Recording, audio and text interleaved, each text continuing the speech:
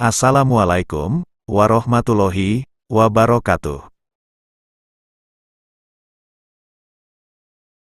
Pondok Pesantren Tremas adalah salah satu perguruan Islam tertua di Indonesia. Dari tempat ini telah lahir ulama-ulama besar yang berjasa dalam pengembangan Islam di bumi Nusantara. Pondok pesantren yang sekarang berada di Jalan Patrem nomor 21 Tremas Arjosari ini didirikan pada tahun 1830 atau hampir 2 abad yang lalu, jauh lebih tua dari negara Indonesia itu sendiri. Sejarah berdirinya perguruan Islam Pondok Tremas Pacitan tidak lepas dari sejarah pendirinya, yaitu Kiai Haji Abdul Manan di Pomenggolo. Kiai Haji Abdul Manan ini merupakan kakek dari Syekh Mahfud At-Tarmasi. Beliau termasuk ke dalam generasi pertama orang Indonesia yang menimba ilmu di Al-Azhar, Mesir sekitar tahun 1850. Beliau berguru kepada Grand Syekh Al-Azhar ke-19, yaitu Syekh Ibrahim. Kiai Haji Abdul Manan merupakan putra Raden Ngabehi di Pomenggolo, seorang demang di daerah Semanten pinggiran kota Pacitan.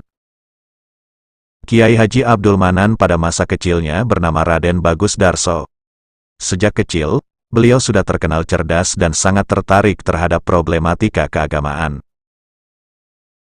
Di usia remaja, beliau dikirim ayahnya ke Pondok Pesantren Tegalsari Ponorogo untuk mempelajari dan memperdalam pengetahuan agama Islam di bawah bimbingan Kiai Hasan Besari. Selama mondok, Kiai Abdul Manan selalu belajar dengan rajin dan tekun. Karena ketekunan, kerajinan dan kecerdasan yang dibawanya semenjak kecil itulah, maka kepandaian Kiai Abdul Manan dalam menguasai dan memahami ilmu yang dipelajarinya melebihi kawan-kawan sebayanya. Setelah Kiai Abdul Manan selesai menuntut ilmu di Pondok Pesantren Tegalsari, beliau kemudian pulang ke Semanten. Di kampung halamannya ini, beliau kemudian menyebarkan ilmu yang telah diperolehnya dengan menyelenggarakan pengajian, yang sudah barang tentu bermula dengan sangat sederhana. Dan karena semenjak di Pondok Tegalsari sudah terkenal sebagai seorang santri yang tinggi ilmunya, maka banyaklah orang Pacitan yang datang mengaji kepada beliau. Dari sinilah kemudian di sekitar masjid didirikan pondok untuk para santri yang datang dari jauh. Namun beberapa waktu kemudian, pondok tersebut pindah ke daerah Tremas setelah beliau menikah dengan putri Demang Tremas, Raden Ngabehi Honggowijoyo. Sedang Raden Ngabehi Honggowijoyo itu sendiri adalah kakak kandung Raden Ngabehi di Pomenggolo. Perpindahan Kiai Abdul Manan dari daerah Semanten ke desa Tremas dilatar belakangi oleh pertimbangan kekeluargaan, yang dianggap lebih baik beliau mutasi ke daerah Tremas.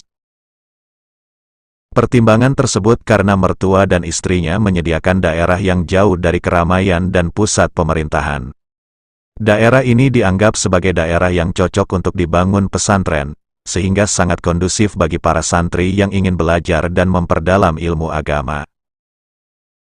Berdasarkan pertimbangan itulah maka Kiai Abdul Manan memutuskan pindah dari Semanten ke daerah Tremas, dan mendirikan pondok pesantren yang kemudian disebut Pondok Tremas.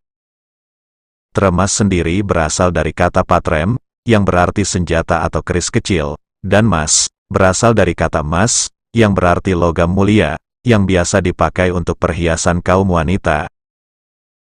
Kata ini berkaitan erat dengan cerita tentang dibukanya sebuah hutan yang akhirnya dinamakan Tremas. Adapun yang pertama kali membuka hutan tersebut adalah seorang punggawa Keraton Surakarta yang bernama Ketok Jenggot, atas perintah Raja Keraton Surakarta sebagai hadiah atas jasanya berhasil mengamankan keraton dari mara bahaya.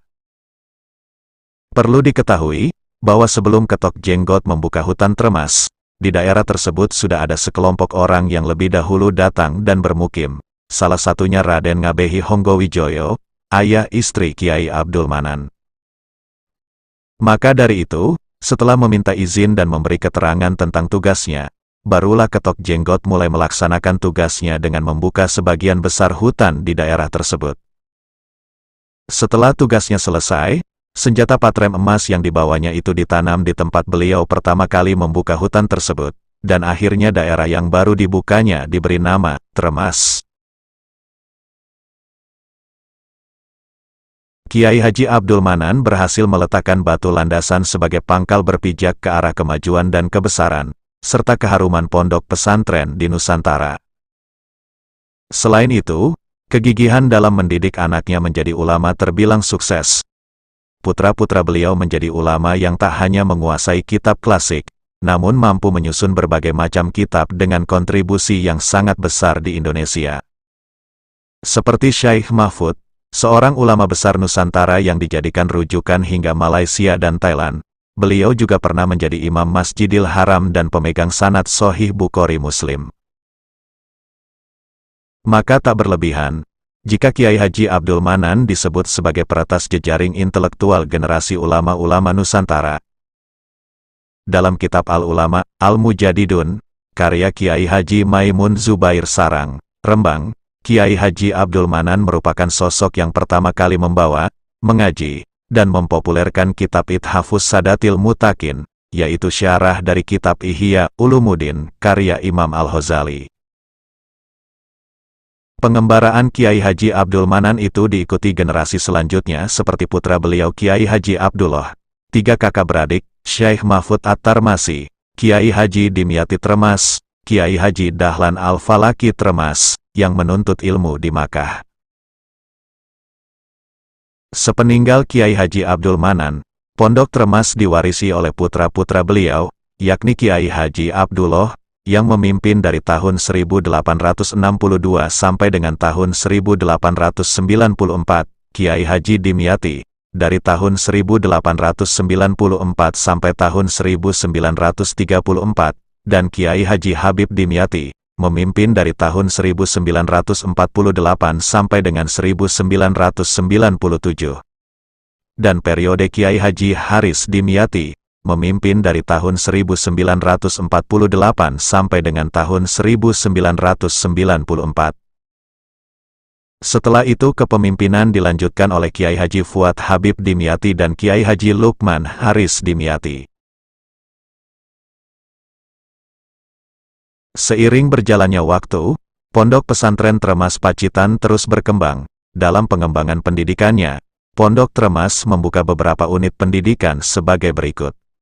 TK At-Tarmasi jenjang 2 tahun, TPQ Madin At-Tarmasi jenjang 3 tahun, Madrasah Salafiyah Sanawiyah jenjang 3 tahun, MTS Pondok Tremas jenjang 3 tahun, Madrasah Salafiyah Muadalah jenjang 3 tahun, Lembaga Vokasional jenjang 1 tahun, Mahat Ali At-Tarmasi jenjang 4 tahun, dan Tahfidul Quran.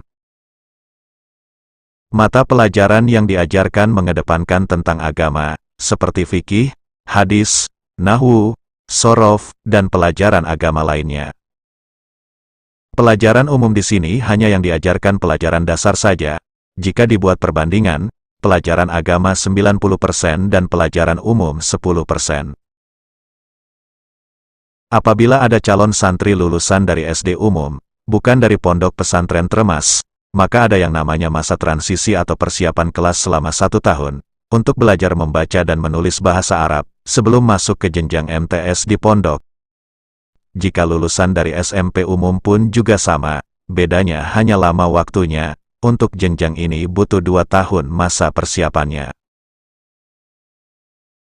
Pondok Pesantren Tremas juga memiliki ekstrakurikuler, yakni tahsin dan tahfidz, tahasus kitab salaf, seni baca Al-Quran, hitobah 3 bahasa, hadroh, praktek ubudiyah, pramuka, beladiri, English Club, komputer, dan berbagai kegiatan olahraga, seperti futsal, voli, basket, dan tenis meja. Selain itu, Pondok Pesantren Tremas juga memiliki metode pengajaran klasik, yakni pengajian weton dan pengajian sorogan. 2 metode ini marak ditemui di pesantren-pesantren salafiyah. Pondok Pesantren Tremas memiliki beberapa tradisi unik bagi santri baru. Pertama, tidak tidur siang selama 1 minggu.